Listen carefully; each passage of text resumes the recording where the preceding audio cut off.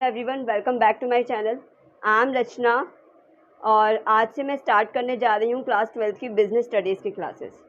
उसकी जो first book है वो मैनेजमेंट के ऊपर है, तो आज से वो स्टार्ट करते हैं, उसका बेसिक स्टार्ट करते हैं। ठीक है, तो लेट्स स्टार्ट। बुक है बिजनेस स्टडीज़ की क्लास 12 में। वो फर्स्ट बुक जो है वो पूरी बेस्ड है मैनेजमेंट के ऊपर। ठीक है, आपको ये पता होगा कि आपका जो एग्ज़ाम जो पेपर आएगा वो 80 मार्क्स का होगा टोटल।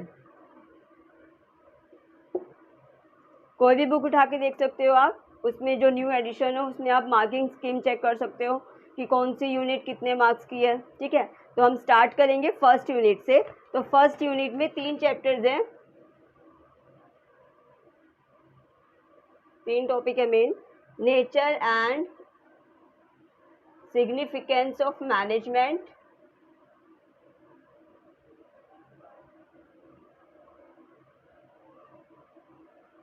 और सेकंड है प्रिंसिपल्स ऑफ मैनेजमेंट,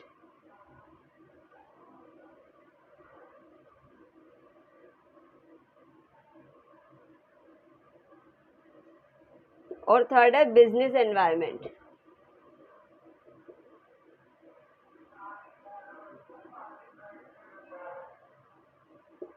ठीक है, इन तीनों का जो वेटेज है वो 16 मार्क्स का, यानी कि फर्स्ट यूनिट जो है वो 16 मार्क्स की है। ठीक है, तो स्टार्ट करते हैं स्टार्टिंग से। Nature and significance of management, यहाँ से स्टार्ट करते हैं। ठीक है, तो स्टार्ट उसमें फर्स्ट चैप्टर में, यानी जो फर्स्ट टॉपिक है उसमें है nature and significance of management. Nature and significance of management में कौन कौन से टॉपिक है? First is concept of management,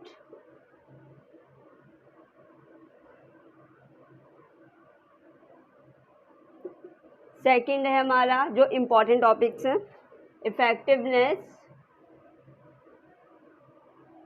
ये टॉपिक हम पढ़ेंगे इस चैप्टर में, इफेक्टिवनेस एंड एफिशिएंसी।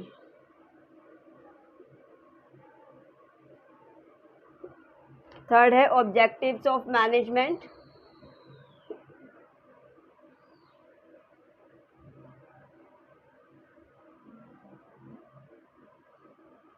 फोर्थ है इम्पोर्टेंस ऑफ मैनेजमेंट।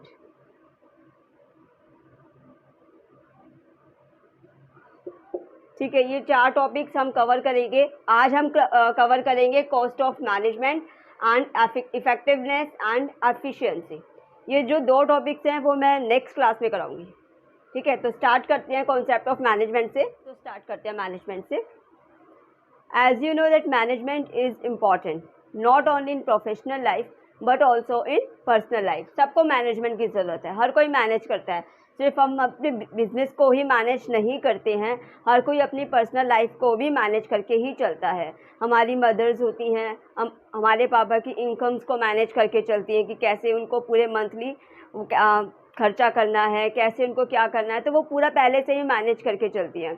ठीक है, स्कूल्स होते हैं, स्कूल्स में मैनेजमेंट चलती है कि इतने पीरियड का इतना, मतलब इतने टाइम का फर्स्ट पीरियड होगा, इतने टाइम पे सेकंड पीरियड होगा, इतने टाइम पे थर्ड पीरियड होगा, इतने टाइम पे रिसेस होगी। तो हर कोई मैनेज करता है। हम जो है अपनी स्टडीज़ में मैनेजमेंट करते हैं कि हम सुबह इतने बजे उठेंगे, इतने बजे से पढ़ाई स्टार्ट करेंगे, इतने बजे स्कूल जाएंगे, फिर वहाँ से आके ट्यूशन जाना है, ये करना है, वो करना है। तो हर कोई मैनेजमेंट करके चलता है कि मुझे इस टाइम पे ये करना है। तो management is important not only in professional life but also in personal life. तो मैनेजमेंट की ज़रूरत हमें हर जगह पड़ती है। तो अगर इसकी डिफाइन के अकॉर्डिंग देखें तो मैनेजमेंट क्या होता है? मैनेजमेंट हर चीज़ को मैनेज करना होता है कि कौन सा काम हमें कैसे करना है, किस तरीके से करना है, कब करना है। ठीक है, तो मैनेजमेंट के थ्रू हम ये चीज़ सीखते हैं। तो अगर इसकी डिफाइन के अकॉर्डिंग चलें तो management can be defined as अ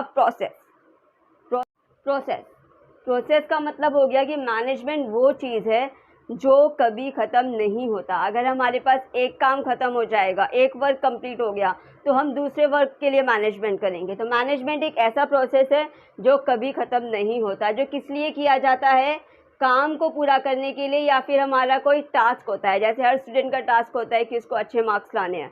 ठीक है, हर बिजनेसमैन का टास्क होता है कि उसको ज़्यादा से ज़्यादा प्रॉफिट कमाना है। उसको ग्रोथ करनी है। तो ठीक है, जब वो टास्क पूरा करना जो किस लिए ज़रूरी है, उसके गुड्स ऑफ एन ऑर्गेनाइजेशन, यानी कि ये गोल्स होगा, ठीक है, फॉर अचीविंग द गोल्स, यानी कि जो भी उसका उद्देश्य है, जिस भी उद्देश्य से उसने अपना बिजनेस स्टार्ट किया है वो पूरा करना किस तरीके से, एक एफिशिएंट और इफ़ेक्टिव, ये बहुत इंपॉर्टेंट है। यानी कि मैनेजमेंट में 3 चीज़ें हमारी ज़रूरी है। एक तो एक प्रोसेस है और जिसमें काम को पूरा किया जाता है, और एक तो प्रोसेस वर्ड, एक इफ़ेक्टिव वर्ड और एक एफिशिएंट वर्ड। इन 3 पर ही पूरी मैनेजमेंट की जो है डेफिनेशन बेस्ड है। तो प्रोसेस तो मैंने बता दिया, जो लगातार चलते ही रहते हैं, ठीक है, जो कभी ख़त्म नहीं होते हमारे काम, एक ख़त्म हो जाएगा दूसरा स्टार्ट हो जाएगा। अब हम पढ़ेंगे इफ़ेक्टिव और एफिशिएंट के बारे में, ठीक है। इफ़ेक्टिवनेस क्या होती है, एफिशिएंसी क्या होती है, इसके बारे में पढ़ते हैं, ठीक है।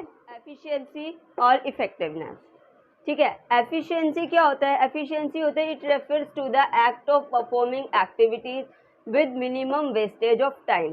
यानी कि इसमें क्या होता है, इसमें जो भी काम किया जाता है वो काम हमें इस तरीके से करना पड़ता है, या फिर इस तरीके से करना है कि उसमें कम से कम समय लगे, मिनिमम वेस्टेज ऑफ टाइम, कम से कम समय लगे, जो भी हमें रिसोर्सेज मिले हैं उनका पूरा यूज़ हो, यानी कि जो मशीनरी हमारे पास है उससे पूरा प्रोडक्शन हो, जितना प्रोडक्शन करना है, ठीक है, लेकिन टाइम कम लगे। हमें इसमें जो है टाइम सेव करना है, यानी कि minimum wastage of time and optimum usage of resources, ताकि जो है हमारा जो काम है वो जल्द से जल्द पूरा हो सके, उसमें कोई भी गलती ना हो। यानी कि इसमें जो है कम से कम समय में चीज़ों का पूरा यूज़ करके, ठीक है, हमें क्या करना है, अपना काम पूरा करना है एक जल्द के तरीके से, जिसमें कोई भी गलती ना हो, ठीक है। यानी कि इसमें अगर एफिशिएंसी की बात करें तो एफिशिएंसी में जो है टास्क जो है सही तरीके से पूरा होना चाहिए, इसमें एरर नहीं होनी चाहिए। इसमें मेन थिंग ये है कि ये एरर फ्री होना चाहिए, एकदम करेक्ट वे से होना चाहिए। और अगर हम बात करें, ठीक है, इफ़ेक्टिवनेस की, तो इफ़ेक्टिवनेस में क्या होता है, effectiveness is the extent to which effectiveness is the extent to which someone or something is successful towards meeting the desired outcome। इसका मतलब है कि जो भी हमने सोचा है, यानी कि इसमें जो है इफेक्टिवनेस में डिज़ायर्ड रिजल्ट पर फोकस किया जाता है, यानी कि जो रिजल्ट हमारा होगा वो अच्छा होना चाहिए। और एफिशिएंसी में फोकस किया जाता है कि टाइम वेस्ट ना हो, काम में कोई गलती ना हो, ठीक है, यानी कि चाहे बेशक टाइम लग जाए लेकिन काम में कोई गलती ना हो। इसमें क्या है, डिज़ायर्ड रिज़ल्ट, यानी कि रिज़ल्ट इसमें अच्छा होना चाहिए। अगर मैंने सोचा कि प्रॉफिट बहुत ज़्यादा हो तो प्रॉफिट इसमें, सपोज़ मैंने सोचा कि 1 लाख का प्रॉफिट होना ही चाहिए, तो इसमें 1 लाख का डिज़ायर्ड रिज़ल्ट होना चाहिए। यानी कि इसमें फोकस किया जाता है किस पर, रिज़ल्ट के ऊपर। इसमें फोकस किया जाता है टाइम कम से कम यूज़ हो, और इसमें फोकस किया जाता है रिज़ल्ट के ऊपर। इसमें एफर्ट्स लगते हैं, टाइम कम से कम यूज़ होगा, मशीनों का पूरा यूज़ होगा, इसमें एफर्ट लगते हैं, इसमें स्ट्रैटेजी चलती है, यानी कि इसमें जो काम चलता है वो स्मार्टली चलता है, स्मार्टली तरीके से काम करना ताकि टाइम पर पूरा हो काम, ठीक है। इसमें एफर्ट्स नहीं चलते, इसमें स्मार्टली काम होना चाहिए, टाइम भी उतना लगे, चीज़ें उतनी लगे, काम टाइम पे होना चाहिए, ठीक है। तो ये है हमारा एफिशिएंसी और इफ़ेक्टिवनेस। तो आज आपको मैंने 2 टॉपिक कराए, concept of management and efficiency versus effectiveness. I hope आपको ये दोनों टॉपिक अच्छे से समझ में आए होंगे। नेक्स्ट में मैं इसके टॉपिक कराऊंगी objectives of management and importance of management, ठीक है। तो आज क्लास वाइंड अप करते हैं। Thank you so much. Please like my video, share and subscribe my channel. Thank you so much.